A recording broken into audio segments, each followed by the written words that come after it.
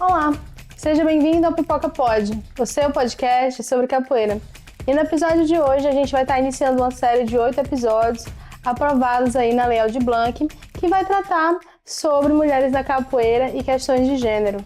Bom, se você gosta do tema, já deixa seu like e se inscreve no canal para não perder nenhum dos nossos conteúdos. Bom, nessa série de 8 episódios a gente vai ouvir opiniões de diferentes mulheres de diferentes grupos, faixas etárias, enfim, que vão estar trazendo as suas opiniões sobre temas e levantando discussões relevantes para que a gente possa caminhar enquanto uma capoeira mais inclusiva, principalmente nas questões de gênero. Se você não me conhece, o meu nome é Jéssica Kelly e aqui você pode me chamar de Pipoca. Eu sou capoeirista, mulher, cearense, sou historiadora por formação, especialista em literaturas africanas de língua portuguesa e em gestão cultural. Sou vice-presidente da Associação Cultural e Esportiva de Estudos da Arte da Capoeira, Sementes de Café. Então fica com a gente que vai ter muito axé.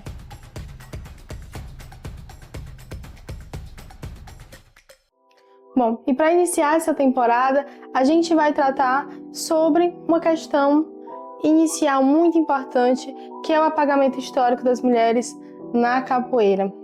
A capoeira é uma arte brasileira que se constrói aí no seu contexto histórico e geográfico também. A capoeira nasce no Brasil e junto com ela vai vir também diversas outras características que compõem a nossa cultura, inclusive aquelas que a gente não gosta tanto, como o machismo, como a homofobia, como o racismo, entre outras mazelas sociais que vão estar impactando diretamente como a gente constrói as nossas relações dentro dos espaços da sociedade. E bom, historicamente, as mulheres elas sofrem um apagamento dentro da própria capoeira. Então, mesmo que elas tenham participado do seu princípio, a gente vai observar que há um apagamento dessas mulheres, seja no seu grau de significância ou no seu papel de construção da capoeira de um modo geral. Então, a pergunta geradora desse episódio é como que a gente percebe, como que essas mulheres capoeiristas percebem aí esse apagamento da capoeira, esse apagamento histórico das mulheres dentro dos ambientes da capoeira. Então, vamos conhecê-las um pouco mais agora. Boa tarde, galera. Eu me chamo Ana Luísa. Na capoeira eu sou conhecida como Bruxinha. Tenho 16 anos e moro no Maracanaú, numa comunidade chamada Maracanãzinho. Olá, eu me chamo Janaína, mais conhecida como Fiona na capoeira. Sou aluna do professor Pardal, equipe Capoeira Brasileira. Nós fazemos parte mais uma vez, da equipe brasileira, mas também somos projeto Terra Fértil. Saudações a todos. Sou Maria Janaína Rodrigues da Silva, conhecida na capoeira como Mestra Janaína. Faço capoeira desde 1988. Iniciei no Grupo Zumbi de Capoeira com Everaldo Ema, depois assim passando para Mestre Ulisses Ferreira Lima, que é hoje meu mestre, né, que me formou em Mestre de Capoeira em 2010. E estou aqui há 37 anos com a capoeira, trabalhando, né? Sou educadora social, né? Tenho 2 núcleos, trabalho com crianças, com jovens, né, e adultos. Também sou professora de arte e cultura, trabalho nessa área. E assim, abranger esse lado do mundo da integração feminina, também de capoeira. Tem uns trabalhos, né, que a gente faz aí magnífico, muito bom, importante, interessante para a mulherada na capoeira, assim a gente estando lado a lado com os homens. Venha com a gente, né? Salve, salve. Olá, eu me chamo Karine de Oliveira Amaro, sou mais conhecida dentro da capoeira como Mestra Gata Braba. Comecei capoeira em meados de 88 para 89 com o Mestre Ferrinho. Até então eu era simpatizante de capoeira, andava com os capoeiristas, porém não praticava capoeira. E começou um projeto do Mestre Ferrinho na escola onde eu estudava, Júlia Jorge, e fiz 1 ano de capoeira com ele. Eu sempre gosto de detalhar esse momento, porque foi um momento da minha primeira vivência né, com a capoeira, meu primeiro gingado e meu primeiro professor. Depois disso, passei 10 anos, né, viajei, fui morar fora, casei e em 97 retornei para a capoeira e dessa vez com o mestre Samurai, né, e desde então estou até hoje dentro da Terreiro Capoeira, que vai fazer 29 anos. Sou mãe, sou avó, sou esposa, tenho um projeto social que se chama No Terreiro das Tijubinas, onde esse ano eu vou completar 6 anos de projeto. Nós vamos fazer nossa 6ª edição e amo capoeira, amo trabalhar com a cultura popular, né? Porque eu sei que a capoeira tem um leque imenso de coisas que a gente ainda tende a descobrir. Olá, me chamo Anabel Bernardo Pinheiro. Na capoeira sou conhecida como Bel. Iniciei a capoeira em 2001, aos 16 anos, com a mestra Wanda, no bairro Canidezinho, em Fortaleza, Ceará. Atualmente eu treino com o contramestre Macarrão. Sou professora do grupo Aruanda Capoeira. A nossa sede fica em Brasília e o mestre é o mestre Igor.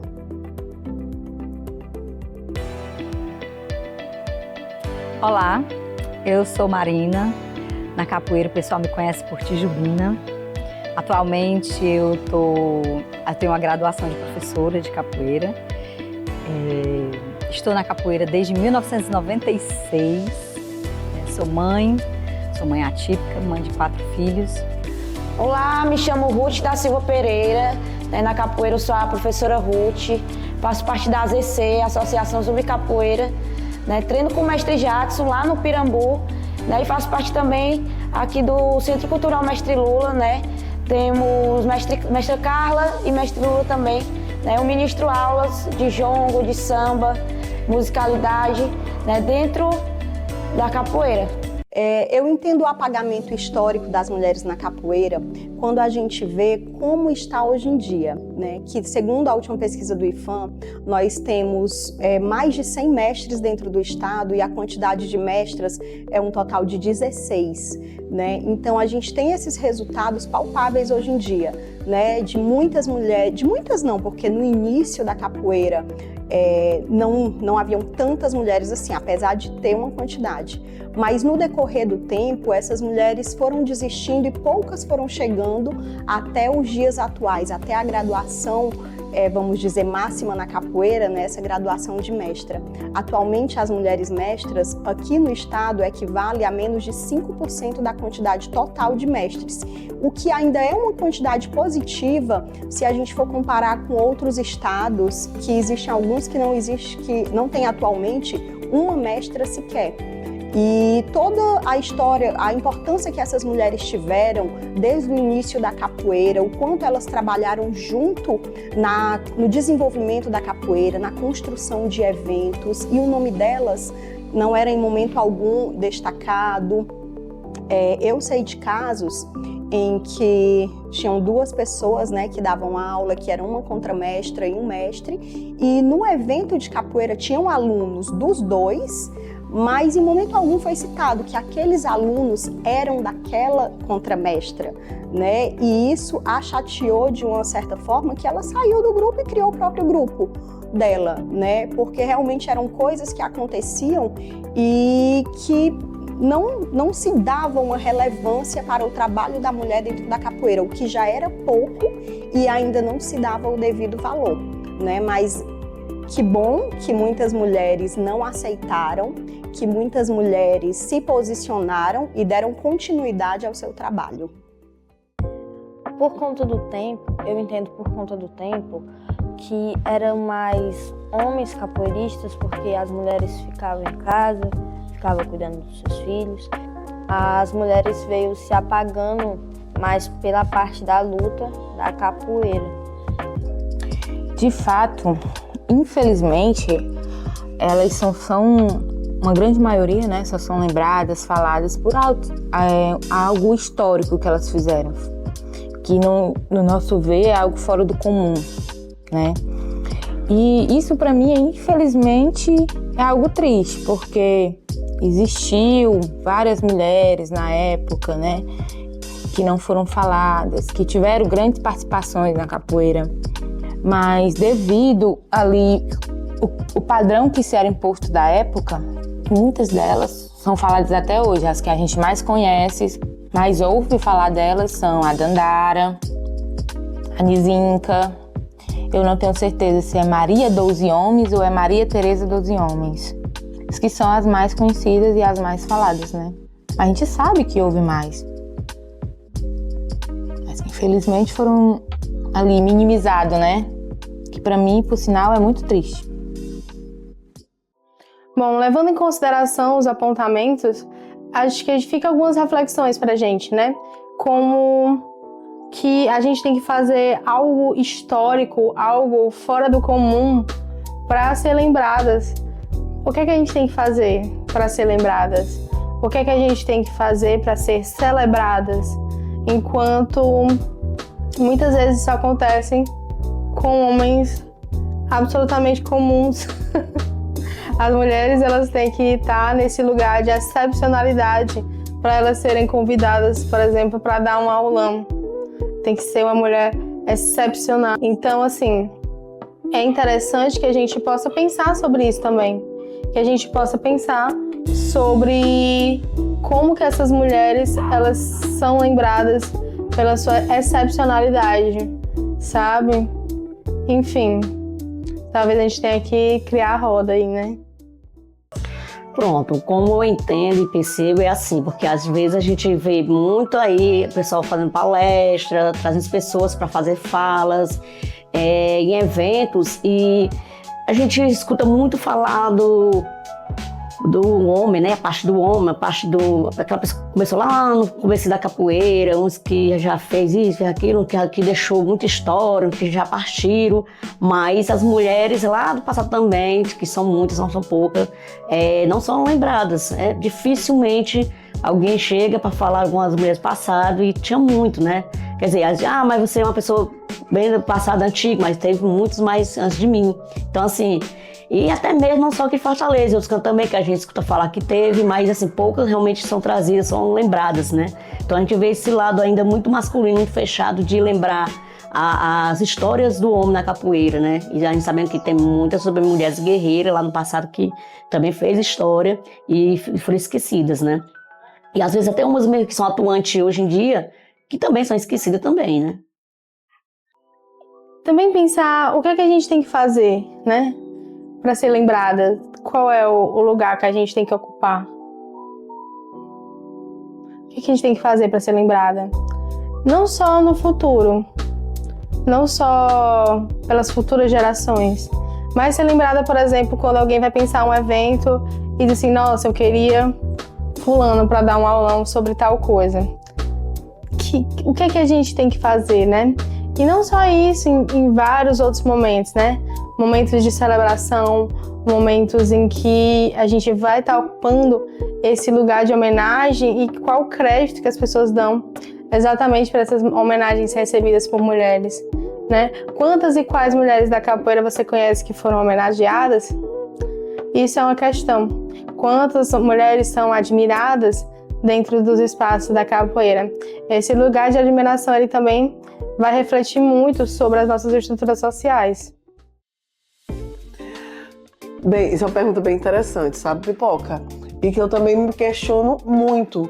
Por que a gente não tem esse resgate até, né? Porque a gente tenta buscar histórias das nossas ancestralidades, dos nossos antepassados em relação às mulheres, né? O meu projeto, que fala até sobre